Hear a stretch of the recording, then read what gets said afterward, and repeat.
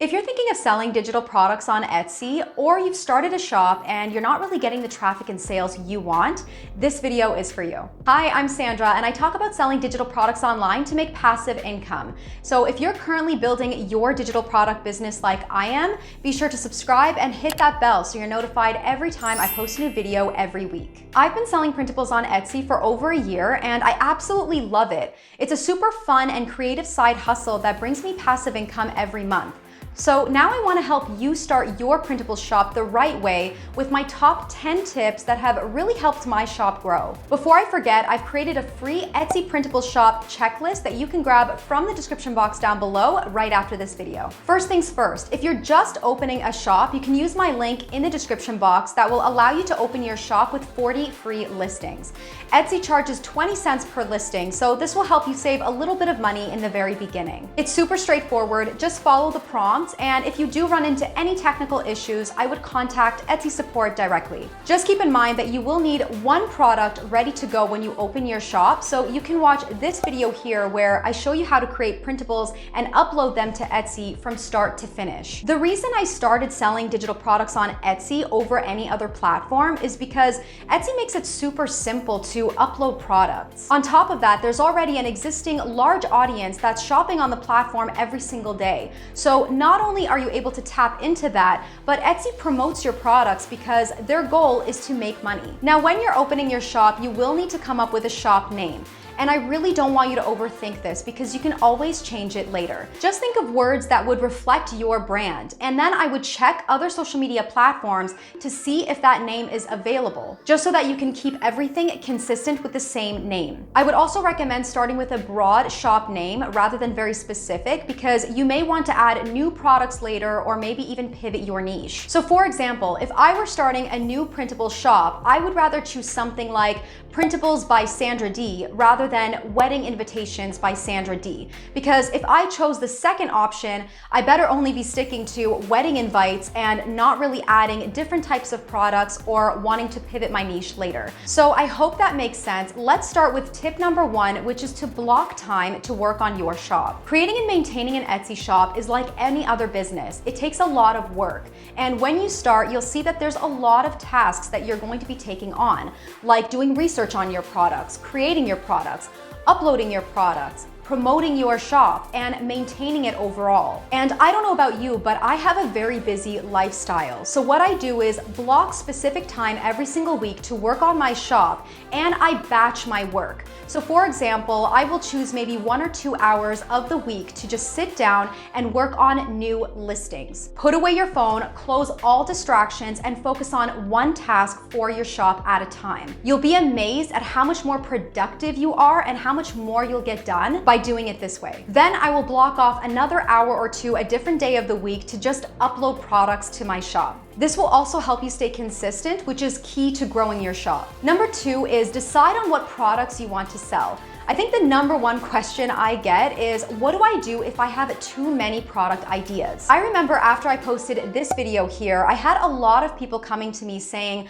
but I want to create wedding invitation templates and resume templates and printable wall art, which is great, but I promise you, if you are creating anything and everything, you're going to get overwhelmed very fast. So just like any other business, what I would recommend focusing on is the target audience you're serving rather than just the products.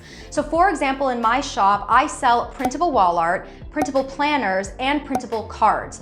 These are all completely different products, but they serve the same target audience that I have in mind. I would also recommend asking yourself if you actually enjoy creating these products, and have you done market research on them to make sure that they're profitable? You can also create a few different types of products in the beginning and see which ones are getting more purchased, and then you can niche down later on. Tip number three is to do your competitor research even before you start. So after you've listed some of your product ideas, I would recommend doing market research on each one. For any product you're thinking of creating, I recommend looking at least 5 shops that are your potential competitors. I'll share with you a spreadsheet here that I've created to do my own competitor research. This is just an example of how I would fill this out, but I would figure out what year they started, how many sales they have, how many listings they have, and where they are active on social media. I also take a look at some of the best sellers they have. So there's 3 ways that I like to take a look at bestsellers. Of course, there here is that badge that Etsy puts on bestsellers,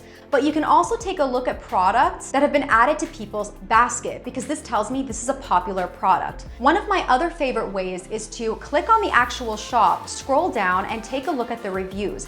You'll notice some patterns on the same products that are getting reviewed. This tells me that these are popular products. Now, the goal here is not to copy other shop owners, because first off, that's wrong, but you won't be able to compete with them because they have built a reputation of many sales and many reviews. The goal here is to determine whether or not your product ideas are profitable and to add something unique to your products. In other words, why would customers choose your products over your competitors? So here's a couple of my examples. My printable wall art comes in multiple sizes under each listing because that's something that a lot of customers have asked me for. I also offer custom printables to my customers. And under some products, when they purchase it, they get bonus sheets. So here's an example of printable daily planners that I sell. And when a customer purchases it, they get a bonus weekly to-do list. Those are just a few examples. I hope that helps. Number 4 is to focus on only 1 or 2 social media platforms. The reason I say only is because you will see that it does get overwhelming with all the tasks you have to keep up with. From experience and speaking to many other Etsy sellers, Pinterest has provided the best results in terms of traffic and sales. To be honest, Instagram didn't provide that many results. And so I actually stopped posting on my Etsy Instagram account because I truly believe in order to grow a business, you need to double down on what's working and forget about what's not. So I highly recommend creating a Pinterest account alongside your Etsy account and start promoting after you have a few products up. I have a whole Pinterest strategy playlist on my channel that you can check out to help you. Number 5, SEO matters. SEO stands for search engine optimization. And because Etsy is a search engine, it's really important that you focus on the keywords you put in your titles and your tags. You want to make sure you're using keywords that customers are actually searching for on the platform. You can use a keyword search tool like Marmalade or eRank. I personally use Marmalade, so if you want to check out the 14-day free trial, you can grab that from the link in the description box down below. I also have a whole video talking about Etsy keyword research that you can watch right after this. But if you are not using the right keywords that are relevant to your product, not only will the wrong people stumble upon your listings, but you're not going to be found by your target audience. If you're getting value from this video so far, please hit the like button and let me know if you have any questions in the comments. Number 6, product photos matter. When people are shopping online, your photos are probably the most important aspect of your listing. The truth is, when we're looking for something online, we are judging it by its cover. So keep in mind, when shoppers are searching for something specific on Etsy, they are comparing your thumbnail photo to all the other competitors around you. So you want to choose really pretty, professional looking mock-ups that reflect your brand. So for example, all the mock-ups that I get are very pink, gold, feminine, because that's just my brand. I get my mock-ups from places like Creative Market, Shutterstock, Pixabay, so I will leave some links for you in the description box. So with that said, your thumbnail photo is the most important because that's the first impression. And that is what's going to get shoppers to click. Number 7, listing descriptions matter. So you have your keywords that have helped you get found in Etsy search. You have a beautiful thumbnail photo that's gotten the shopper to click, but now the description is what's going to make that sale. I have a couple of videos on my channel that show you how I break down my description, but it's really important to start with a sentence that hooks the shopper in and basically lets them know why they should be buying your product. You want to be as clear as possible and break down all the features of your product and what makes it better than your competitors. Number 8 is to launch your shop with a sale. So when you do open your shop, you want to post it on every social media platform you are active.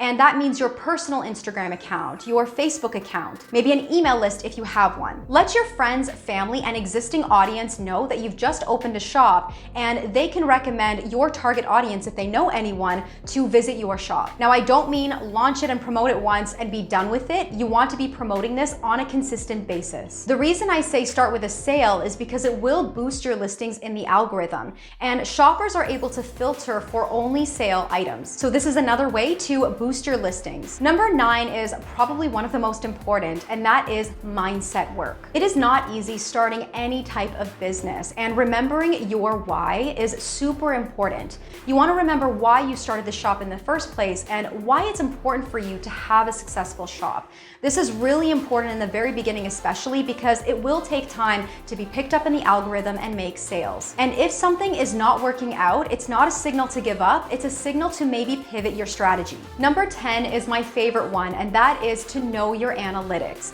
Before you panic about not getting any sales or even any favorites or traffic, take a look at how many people are actually visiting your shop per month. I've had many people ask me why they're not making any sales, and the first thing I tell them to do is take a look at their analytics and see how many people are actually coming to their store, because it's probably not their products that's the problem. They're just not getting the traffic from Etsy yet, or they're not promoting their shop. So you can find all this information by going into your shop dashboard and go to stats. On top of that, you want to take note of the printables that are getting favorited, added to people's baskets, or getting purchased. You want to create more of this, so you want to double down on these styles and forget about the ones that are not really getting results. So guys, I hope that was helpful. Be sure to grab the Etsy Printable Shop checklist. I promise that's going to help you as you open and grow your shop. I also have an Etsy digital product seller workbook that I will leave in the description box down below if you also want to grab that. You can head over to my Etsy digital downloads playlist that will give you a lot more tips. If you found this video helpful, please hit the like button. Don't forget to subscribe before you go, and hit that bell to be notified when I post a new video every week. Thank you so much for watching, and I will see you in the next video. Bye guys.